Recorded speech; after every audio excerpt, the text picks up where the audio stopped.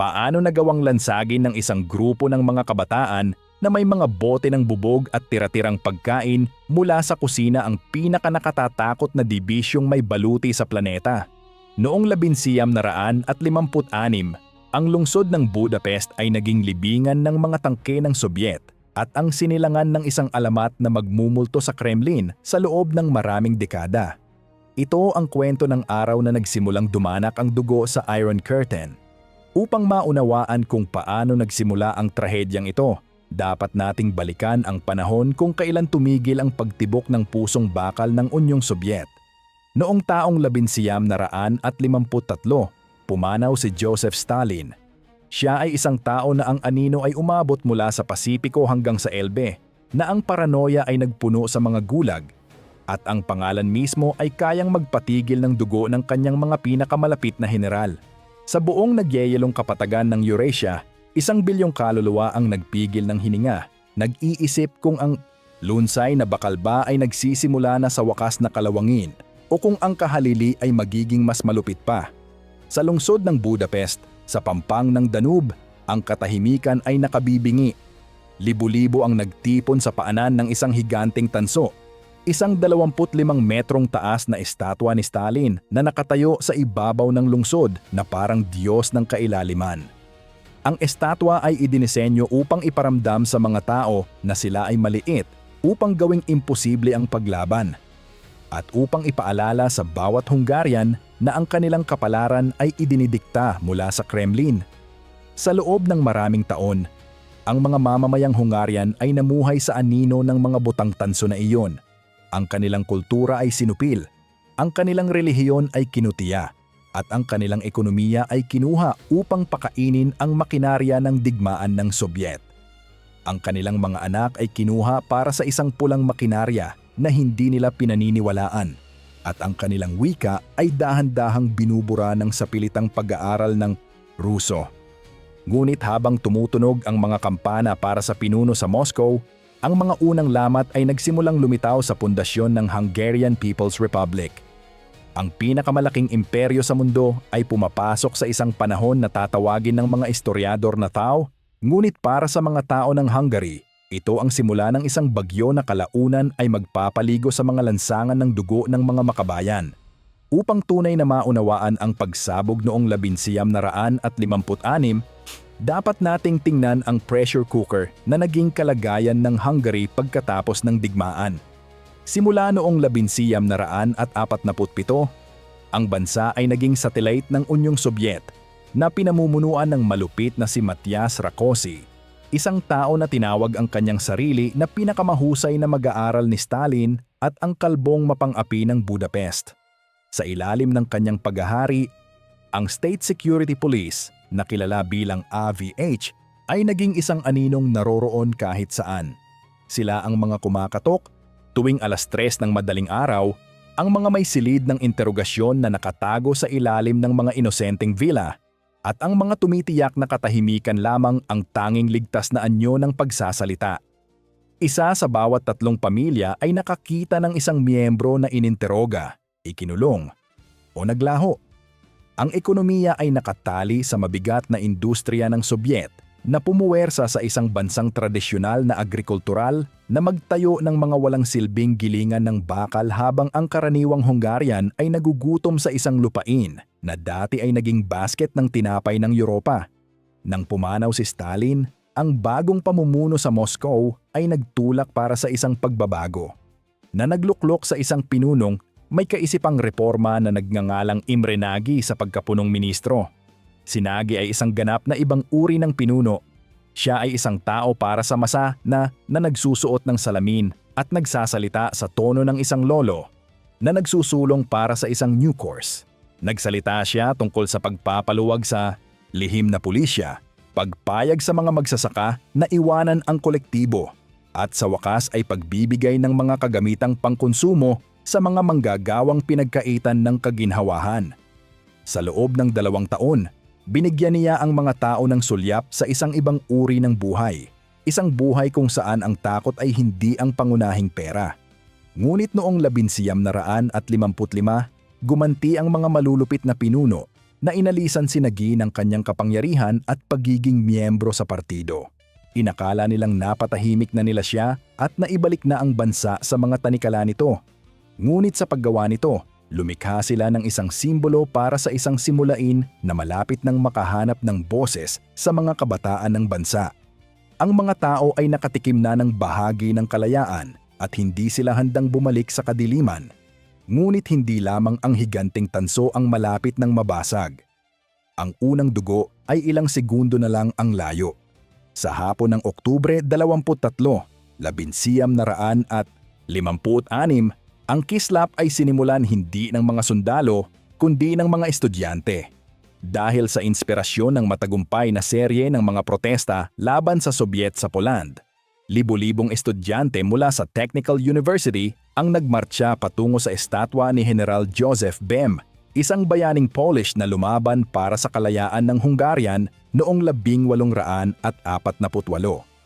Ang nagsimula bilang isang mapayapang demonstrasyon ay mabilis na nagbagong anyo tungo sa isang pambansang paggising.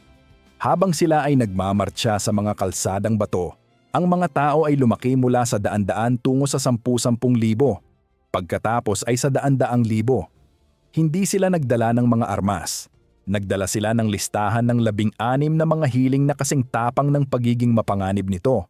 Nais nila ang pag-alis ng mga tropang Sobyet, ang pagbabalik ni Imre Nagy, malayang halalan, at ang pagpapanumbalik ng tradisyonal na watawat ng Hungarian. Sa isang sandali ng purong simbolikong pagsuway, ang mga estudyante ay gumamit ng gunting sa gitna ng kanilang mga watawat, ginupit ang sagisag ng Sobyet, ang maso at karit, at nag-iwan ng isang butas na bilog sa puso ng kanilang pambansang kulay. Ito ang pagsilang ng watawat na may butas, isang simbolo ng isang bansa na literal na ginupit ang dayuhang impeksyon mula sa kanyang kaluluwa.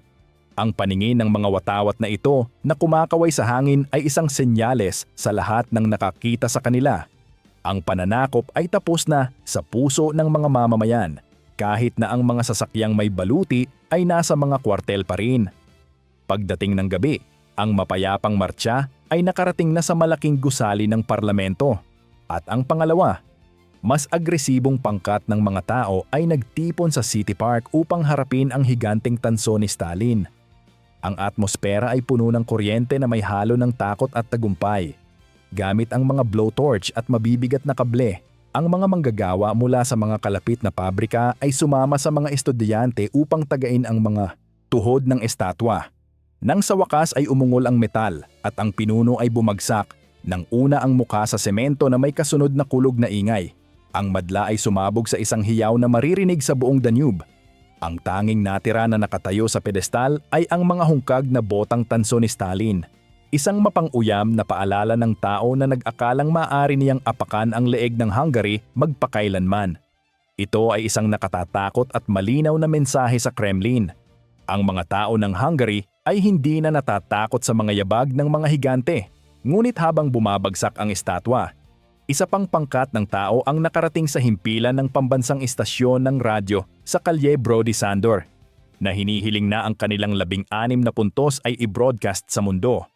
Nais nilang marinig ng bansa ang katotohanan. Sa halip, ang mga ahente ng AVH na nagbabantay sa gusali ay lumaban mula sa mga bintana. Ang unang dugo ng rebolusyon ay dumanak sa malamig na bato ng kalsada at sa loob ng ilang oras, ang mapayapang protesta ay naging isang ganap na insurgensya sa lungsod. Ang mga estudyante na nagsimula sa araw na may tula at petisyon ay nagnanakaw na ngayon sa mga istasyon ng pulisya at kwartel ng hukbo para sa mga kagamitang pandepensa. Nag-aral na lumaban sa aktwal na oras habang ang mundo ay nanonood ng may pagkamangha. Ang Rebolusyong Hungarian ay nagsimula na at wala nang balikan. Sa pagsikat ng araw noong Oktubre 24, ang langit ng Budapest ay nadungisan ng mga anino ng mga sasakyang may baluti na T-34 at T-54. Ang mga ito ang mga halimaw ng arsenal ng Sobyet na idinisenyo upang durugin ang mga kapatagan ng Europa sa isang pandaigdigang tunggalian. Ang mataas na pamunuan ng Sobyet, sa paniniwalang ito ay isang maliit na kaguluhan lamang na maaaring takutin upang sumuko sa pamamagitan lamang ng pagpapatunog ng mga track, ay nag-utos ng 5 dibisyon sa lungsod. ito ay isang malubhang pagkakamaling taktikal. Ang mga tripulanteng Sobyet na nakakulong sa loob ng kanilang mga katawang bakal na may limitadong paningin ay natagpuan ang kanilang sarili na naglalakbay sa isang labirinto ng makikitid na kalye mula sa gitnang panahon at palikulikong eskinita na nagpawalang bisa sa kanilang lakas mula sa malayo at nag-iwan sa kanila na madaling salakayin mula sa itaas. Inakala ng mataas na pamunuan ng Sobyet na susuko ang lungsod sa paningin pa lamang ng isang unit na may baluti. Sila ay nagkamali. Ito ang sandali na ang Molotov cocktail ay naging tagapantay ng ika-20 siglo. Ang mga batang lalaki at babae, ang ilan ay hindi lalampas sa 15 taong gulang, ay magtatago sa mga bintana sa ikalawang palapag, sa likod ng mga tsimeneya o sa mga pintuan ng mga guhong tindahan, naghihintay na dumaan ang mabigat na baluti sa ibaba. Kasunod ng isang lumang resipe na balintunang itinuro sa kanila sa kanilang mga sapilitang klase sa civil defense. Pupunuin nila ang mga bote ng bubog ng gasolina at konting asukal upang kumapit ang apoy at tatakpan ang mga ito ng mga basahan. Kapag ang mga vent ng sasakyan, ang mga mahinang air intake na matatagpuan sa likuran ay nakalantad na, sisindihan nila ang mga basahan at isisilbing mainit ang cocktail. Ang isang bote na nagkakahalaga lamang ng barya upang gawin ay maaaring makasira sa isang makinang nagkakahalaga ng milyon-milyong ruble sa pamamagitan ng pagsakal sa makina nito sa apoy at pagpilit sa mga tripulante na lumabas sa lansangan kung saan sila ay sasalubungin ng mga kagamitang pandepensa ng mga lumalaban. Kung nakikita ninyong nakakabighani ang malalim na pagsisid na ito sa katapangan ng mga Hungarian, tiyaking mag-subscribe sa aming channel upang sumama sa amin habang inilalantad namin ang higit pa sa mga pinakamapanlabang sandali ng kasaysayan. Ang paglaban ay nakahanap ng puso sa Kilian Barracks at sa Corvin Cinema. Sa kwartel, isang propesyonal na opisyal na nagngangalang Coronel Palma Letter ang ipinadala ng komunistang gobyerno upang wakasan ang rebelyon at ibalik ang kaayusan. Gayunpaman, matapos makita ang katapangan ng mga sibilyan, marami sa kanila ay mga bata. At ang walang pakundangang dahas ng tugon ng Sobyet, gumawa si Maleter ng desisyon na magpapatibay sa kanyang lugar sa kasaysayan at lalagda sa kanyang huling hatol. Sumali siya sa revolusyon. Sa ilalim ng kanyang pamumuno, ang Kilian Barracks ay naging isang hindi mapasok na kuta, isang tanglaw ng disiplina ng militar sa isang lungsod ng kaguluhan. Sa kabilang panig ng kalye, sa Corvin Cinema, isang samot-samot na grupo ng mga mandirigma sa ilalim ng pamumuno ng may edad na si Laszlo Ivankovac at ng tanyag na si Gergely Pongrats ang gumamit ng pabilog na hugis ng gusali upang lumikha ng isang 360-degree engagement zone. Naglagay sila ng mga anti-vehicle hardware sa gitna ng plaza at ginamit ang mga ilalim ng lupang lagusan ng sinehan upang ilipat ang mga supply, bala at mga dagdag na tropa sa pagitan ng mga gusali na sumusulpot na parang mga multo upang salakayin ang mga supply line ng Sobyet bago muling maglaho sa lupa. Sa loob ng 5 araw, ang pinakamakapangyarihang hukbo sa planeta ay napigil ng isang grupo ng mga tao na tinawag ng propaganda ng Sobyet na mga tagalabas at manggugulo, ngunit makikilala ng mundo sa lalong madaling panahon bilang mga freedom fighter. Ipinaglalaban nila ang bawat laryo at bawat eskinita na nagpapatunay na ang isang hukbo ay maaaring sumakop ng isang lungsod, ngunit hindi nito kayang sakupin ang isang lahi. Sa gitna ng usok ng labanan, ang politikal na tanawin ay nagbabago sa bilis na nakakahilo. Si Imre Nagy ay muling nailuklok bilang punong ministro, ngunit natagpuan niya ang kanyang sarili na nagpapatakbo ng isang sitwasyon na halos hindi na niya makontrol. Orihinal na isang tapat na miyembro ng partido, si Nagy ay naantig sa paningin ng mga nasirang sasakyan at ang mga labi ng mga pumanaw na nakatambak sa mga plaza. Nagsimula niyang mapagtanto na ito ay hindi isang counter-revolution o isang pakana ng mga dayuhang kapangyarihan, kundi isang pambansang muling pagsilang. Noong Oktubre 30, gumawa si Nagy ng isang nakagigimbal na anunsyo mula sa parlamento. Ang sistemang iisang partido ay buwag na. At ang Hungary ay magsisimulang makipagnegosasyon upang iwanan ang Warsaw Pact at maging isang neutral na bansa. Katulad ng Austria. Para sa isang maikli at maningning na sandali, tila nangyari ang imposible. Ang mga unit ng Sobyet ay nagsimulang umurong mula sa gitna ng lungsod, at ang mga tao ng Budapest ay lumabas mula sa mga guho upang langhapin ang hangin ng isang malayang bansa. Nilinis nila ang mga lansangan, inihimlay ang mga pumanaw ng may parangal, at nagsimulang mangarap ng isang hinaharap na walang tanikala. Ang mga partidong politikal na ipinagbawal sa loob ng isang dekada ay muling lumitaw sa loob ng isang gabi. Ang AVH ay binuwag, at ang mga miyembro nito ay hinabol sa mga lansangan sa isang madilim at mapaghiganting panahon na sumasalamin sa 10 taon ng sinupil na paghihirap, habang ang mga biktima ng kahapon ay naging mga tagapagpatupad ng ngayon. Naniwala ang Hungary na sila ay nanalo. Ngunit sa mga anino ng Kremlin, isang panlilin lang ang inihahanda na gagawing laro lamang ng bata ang labanan ng nakaraang linggo. Isa sa mga pinakamalalim na sandali ng maikling bintana ng kalayaang ito ay ang paglaya ni Joseph Cardinal Mindszenty. Ang kardinal ay naging simbolo ng hindi matitinag na paglaban sa mga malulupit na rehimen matapos ang 8 taon sa pagkakadetine, magang paghihimap at aglawalatada sa mga bunker sa ilalim ng lupa at sa ilalim ng house arrest. Nang siya ay palayain ng mga sundalong Hungarian at dalhin sa Budapest, hindi siya nanawagan ng pagkitil ng buhay o paghihiganti. Sa halip, nagsalita siya tungkol sa isang bansa na pinalalaya ng mga kahangahangang bayani at nanawagan ng panalangin para sa mga biktima sa magkabilang panig. Ang kanyang presensya ay nagbigay sa rebolusyon ng isang moral at espiritual na bigat na lumampas sa politikal na ideolohiya na nagbubuklod sa mga relihiyoso at sekular sa isang simulain.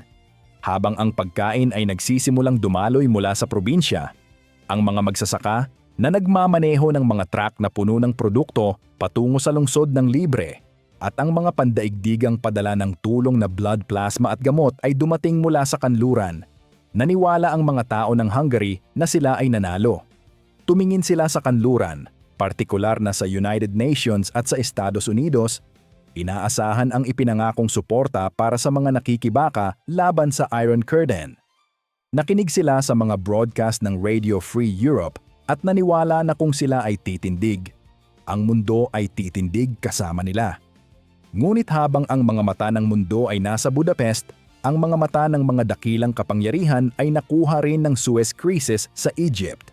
Sinalakay ng mga British at French ang Sinai, at ang atensyon ng mundo ay nagkawatak-watak, habang ang Hungary ay nasa ilalim ng pagkubkob. Ang mga mata ng Washington ay nakatuon sa Suez Canal, isang geopolitical coin toss na nagkakahalaga ng buhay ng Budapest. Ang pag-urong ng Sobyet ay isang panlilin lang. Kahit habang ang mga commander ng Sobyet ay nakaupo sa piging kasama si Palmaleter upang talakayin ang mga teknikal na detalye ng isang ganap na paglikas. Inihahanda na ni Nikita Khrushchev ang Operation Whirlwind.